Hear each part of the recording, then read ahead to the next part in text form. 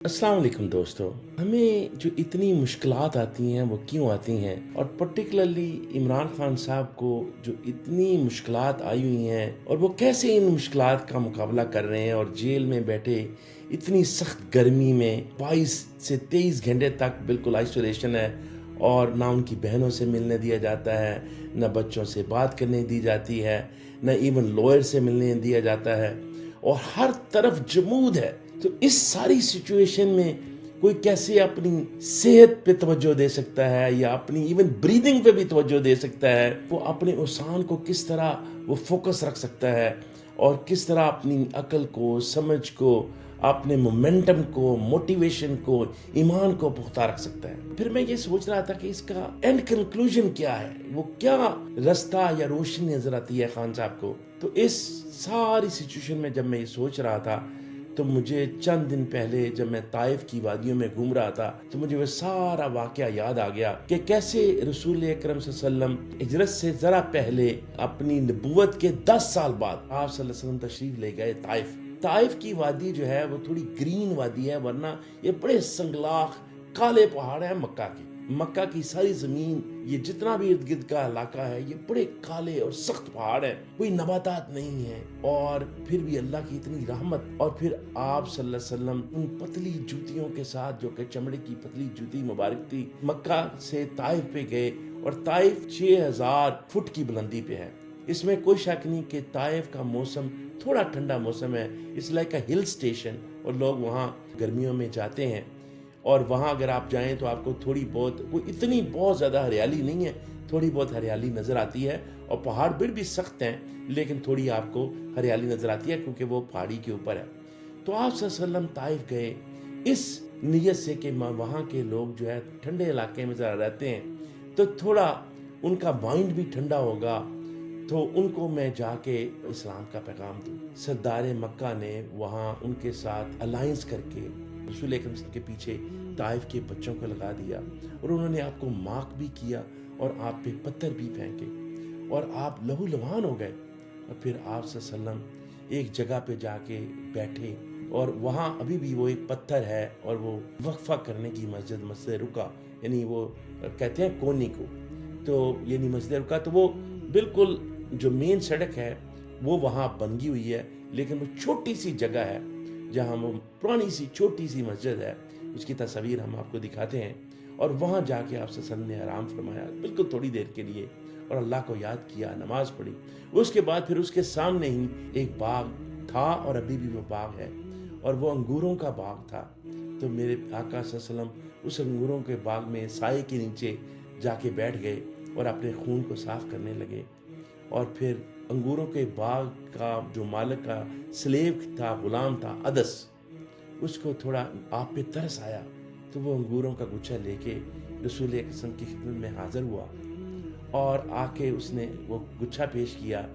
तो आप सल्लल्लाहु अलैहि वसल्लम ने कहा बिस्मिल्लाहिर्रहमानिर्रहीम, यानी बिस्मिल्लाह पढ़ के जब वो गोशा लेने लगे, अदस बड़ा हैरान हुआ, उसने ये पहले कलमात नहीं सुने थे, तो इसका इतना असर हुआ अदस की दिल पे।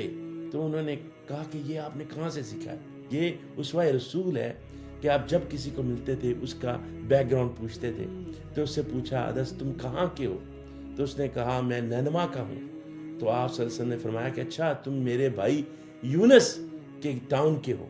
तो उन्होंने कहा आप यूनुस को कैसे जानते हैं? तो फिर रसूल अकरम सल्लल्लाहु अलैहि वसल्लम ने बताया कि वो अल्लाह के नबी थे, और वो ईसा और मूसा अलैहिस्सलाम को मानने वाले थे। तो अदस भी क्रिश्चियन था। तो उसने कहा अच्छा? तो उन्होंने कहा कि मैं भी उसी लड़ी से हूँ, और मैं भी अल्लाह का पैगम्बर हूँ, और मेरा नाम मोहम्मद सल्लल्लाहु अलैहि वसल्लम है। तो फिर आप सल्लल्लाहु अलैहि वसल्लम ने जब ये तारफ़ कराया, तो उसके दिल पे ऐसा असर हुआ कि अदस जो है वो आपका ग़ुलाम बन गया, आपके हाथ चूमे, आपके पाँव चूमे। कुर्बान जाए अदस तुम्हारी किस्मत पे कि तुम मेरे आका सल्लल्लाहु अलैहि वसल्लम को मिले, उनकी खिदमत की, और फिर उनके ग़ुलाम बन गए। और फिर देखो हिस्ट्री में तुम्हारा आज क्या नाम है, और जो तुम्हारे सरदार थे उनको कोई पूछता भी नहीं, उनका कोई नाम भी नहीं जानता।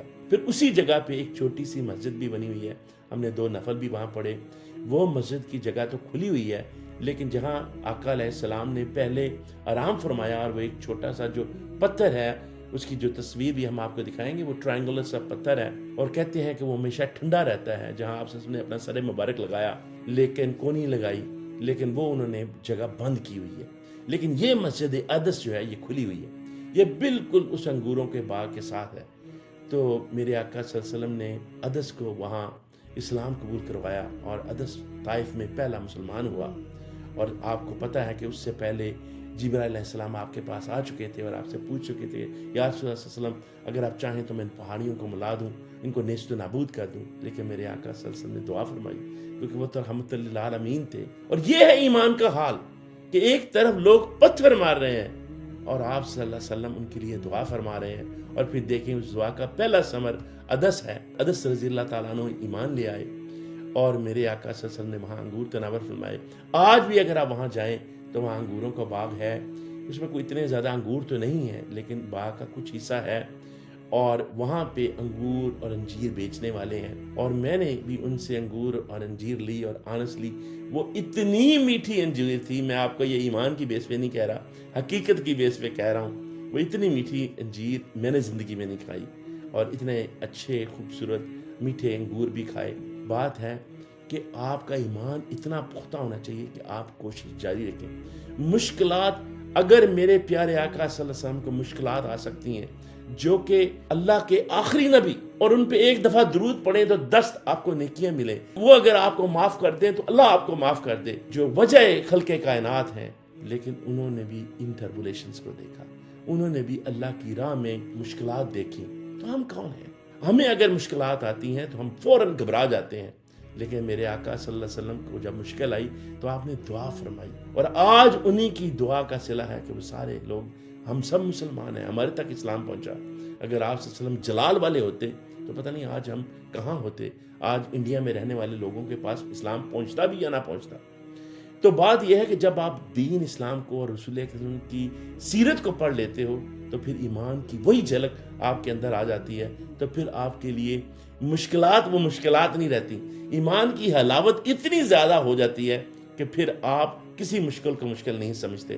کیونکہ ہم یہ بات کر رہے ہیں، اصل میں عمران خان نے تو بے انتہا یہ ہسٹری بار بار قرآن پڑھا ہوا ہے اور سیرت رسول صلی اللہ علیہ وسلم پڑھی ہوئی ہے۔ اسی لیے تو وہ جو القادر یونیورسٹی بنانا چاہتا تھا، وہ جب بھی کسی سے ملتا تھا یا ملتا ہے تو وہ یہی کہتا ہے کہ یار آپ نے رسول اکرم صلی اللہ علیہ وسلم کی ہسٹری پڑھی ہے، وہ جو رسول اکرم صلی اللہ علیہ وسلم اسوہ لے کے آئے تھے، جس نے یہ تبدیلی ممکن کی، جس نے صحابہ کی تربیت کی، وہ کیا اسوہ تھا؟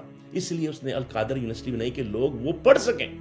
افسوس کی بات یہ ہے کہ آج ہم اس اسوہ کو بھول چکے ہیں۔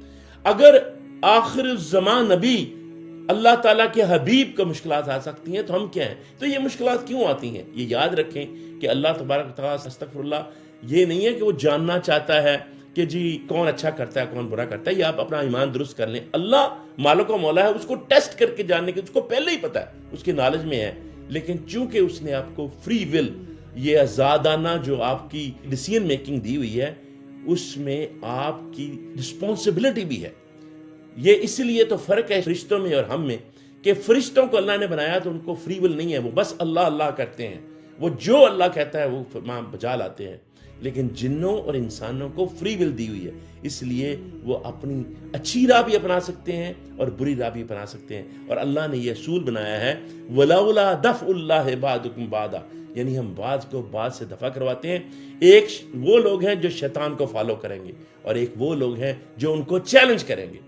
وَمَن يَكْفُرْ بِالطَّاغُوتِ وَيُؤْمِن بِاللَّهِ فَقَدِ اسْتَمْسَكَ بِالْعُرْوَةِ الْوُثْقَىٰ لَا انفِصَامَ لَهَا، یعنی وہ لوگ جو انکار کرتے ہیں طاغوت کا اور اس کے سامنے کھڑے ہو جاتے ہیں، تو اللہ تعالیٰ ان کا پھر ایسا ہاتھ پکڑتا ہے جو کبھی چھوٹنے والا نہیں ہے۔ تو پھر وہ حال ہو جاتا ہے جب ایوب علیہ السلام، ان کی بادشاہی تھی ایوب علیہ السلام کی، ان کے 11 بیٹے تھے اور بادشاہت تھی پوری، لیکن وہ بادشاہت بھی ختم ہو گئی، بیٹے بھی چلے گئے، بیوی بھی چلی گئے، پھر جسم میں کیڑے پڑ گئے۔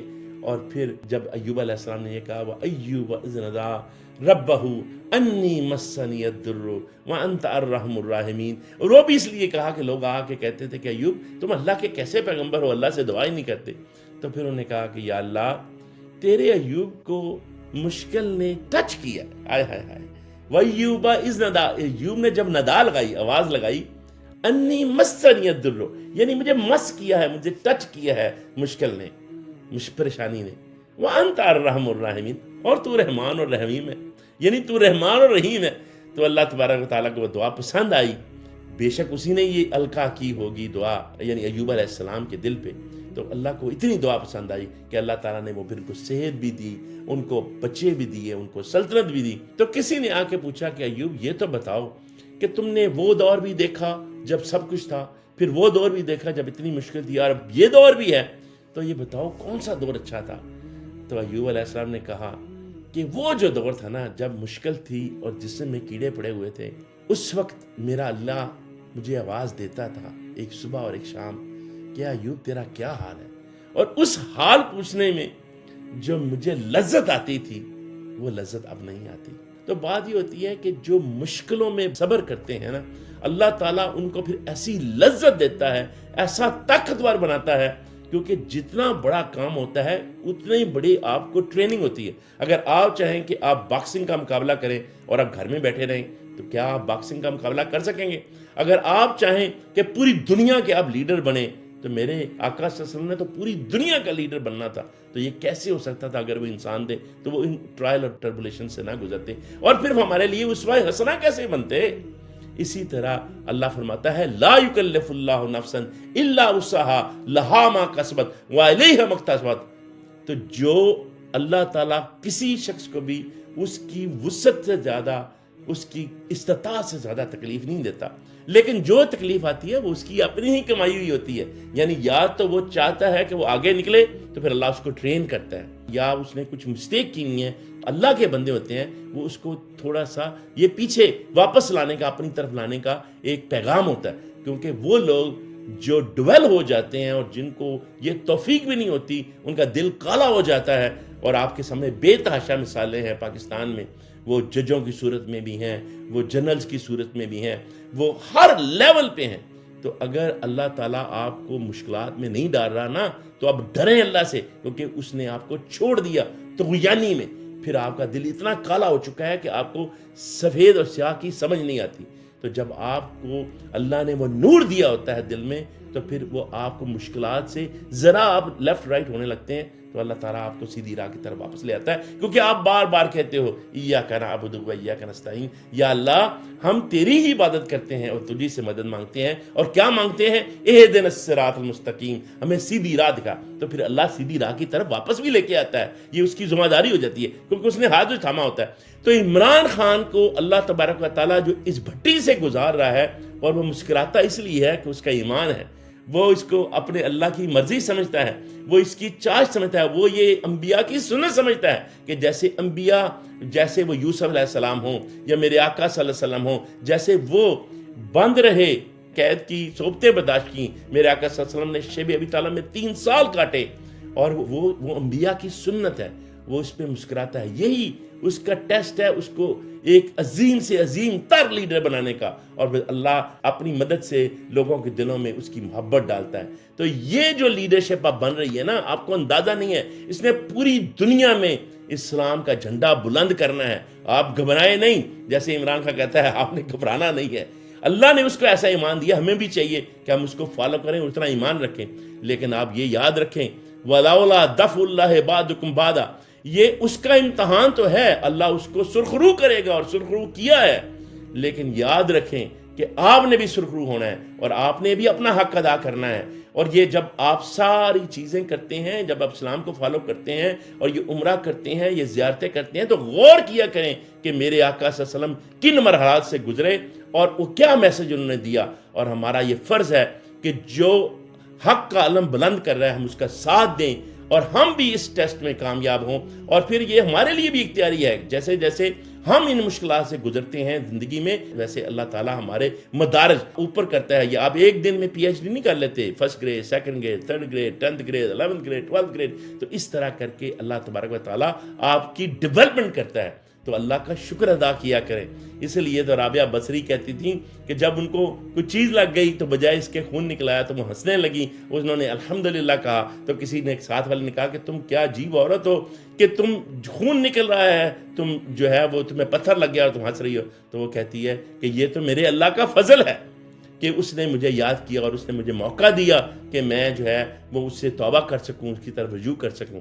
تو یہ اللہ تبارک تعالیٰ آپ کو موقع دے رہا ہے. اپنی اصلاح بھی کریں، ارد گرد کی اصلاح بھی کریں، اور لوگوں کو اس کا پیغام پہنچائیں اور جوڑیں، اور پاکستان کو اور اسلام کو دوبارہ سے وہ مقام دلائیں جو اس کا حق ہے. اور وہ تب ہی ہو سکتا ہے جب ہم سارے عمران خان کی طرح اپنا ایمان پختہ کریں اور اپنی جگہ پہ جتنی کوشش ہو سکتی ہے وہ کریں. اللہ تعالیٰ آپ سب کا حامی و ناصر.